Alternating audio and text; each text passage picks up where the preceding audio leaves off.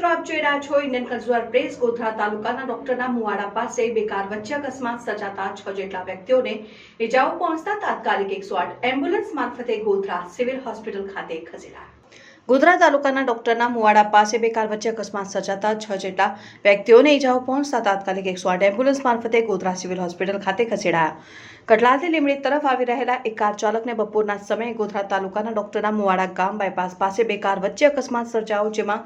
એક કાર અમદાવાદ તરફથી પૂર ઝડપે ગોધરા તરફ આવી રહી હતી, પરંતુ રસ્તામાં એક બાઇક ચાલકને બચાવ જતા અમદાવાદ તરફથી આવતી કારના ચાલકે સ્ટીયરિંગ પરનો કાબુ ગુમાવતા કાર ડિવાઈડર કૂદીને સામેની લેનમાં જઈ ચડી ગઈ હતી,